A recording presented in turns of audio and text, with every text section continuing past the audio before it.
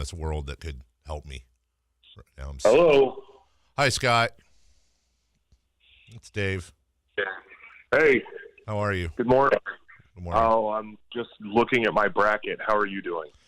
I'm looking at my toes. I can barely still see them. Scot Pollard, everybody, our friend Scott, who agreed to talk this morning. Scott, I'm sure you saw. Oh, first off, how, everything good? Family good? Life good? Weather good? Yeah. No. Everything but the weather is good. Yeah. But it's Indy. Hey. All right. Can I tell you what is good? What's that, Kyle?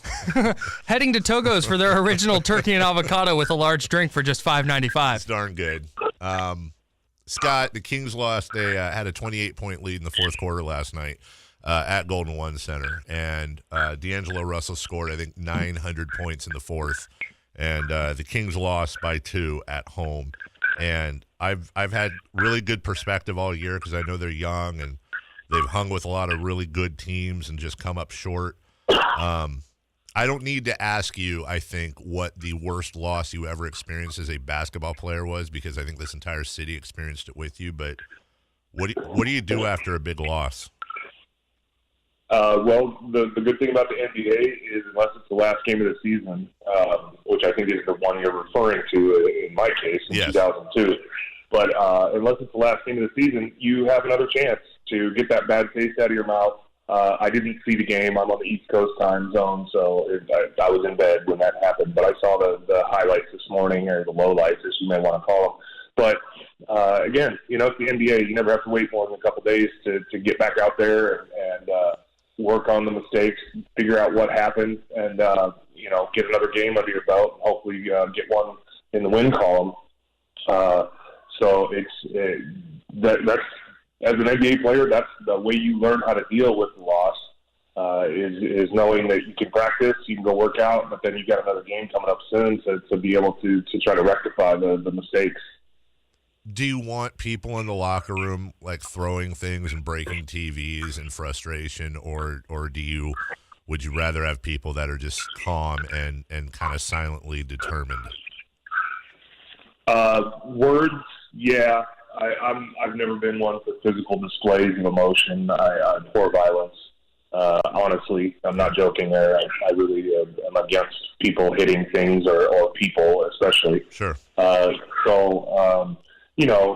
Teammates have come in the past, and I've been one of them that yells at people saying, "Hey, you know what? That was this and that and stuff I can't say on the radio." Different players respond to different things.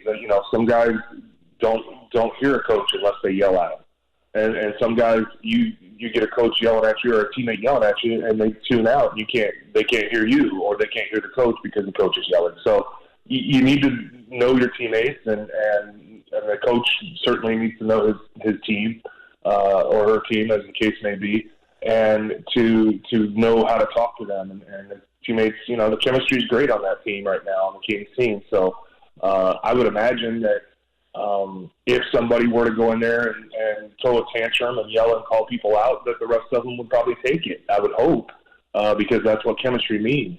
So, but there's times when chemistry can break down. I've been on those teams too, where a teammate came in and started calling people out. It's like, hey, I'm sorry, you can't do that because you're the last guy here and the first guy to leave, so shut up. And then it causes a fight. And that's counterproductive. So, again, it goes back to knowing who your teammates are and how they respond to adversity and how they would respond to a yell fest, or, hey, I got to pull that guy aside and say, hey, man, we need you. We need you to do this. We need you to do that, and explain it to them in a different way. But it all goes down to knowing your chemistry and knowing who you are talking to and how they react to things. Well, last thing on the game, Scott, the whole young team doesn't know how to win yet. Like, is that a real thing, or is that something we in the media make up? I think it's a real thing, and it gets blown out of proportion in the media. Of course, a young team doesn't know how to win. When you've had no success, none, you've had no success, and your superstars are under 24, you're not going to know how to win. Nobody on that team has been a deep run in the playoffs, have they? I'm not 100% on that, but I mean, those things come with experience. knowing what to do and how to react and how to bounce back. You don't know that as a rookie that's never been to the playoffs. I don't care what you did in college. You don't know that. And as a team, if nobody's experienced it, then no, of course they can't know how to bounce back from losses or what it takes to advance in the playoffs. You can only know that stuff and when you've done that stuff. And that's why veterans are so valuable in the game. And that's why people sign veterans to come in and be locker room guys. And the Kings have tried that in the past. They just haven't been the right veteran or whatever. But, it's a very valuable thing to have that experience.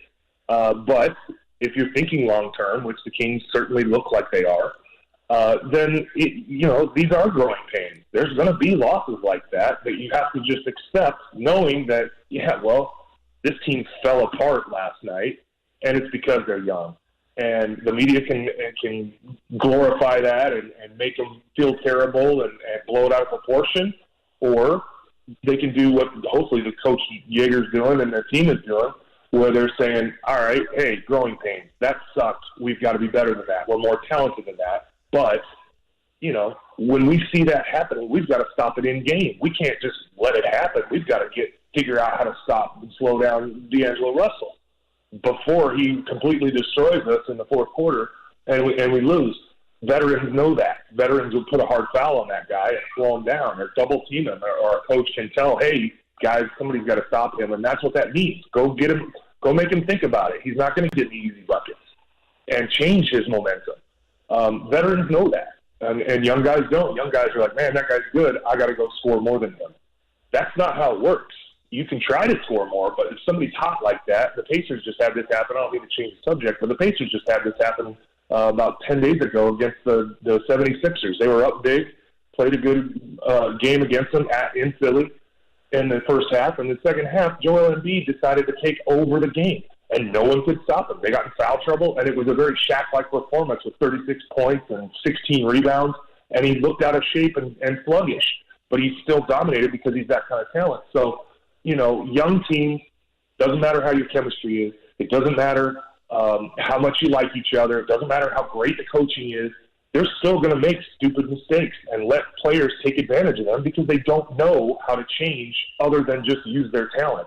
And they don't have the experience to do anything but use their talent. And once they get the brain and the experience and the talent and all the rest of it that goes along with that talent, that's when you start winning games you're supposed to win and put games away against teams you're supposed to put the game away when you're up big like that.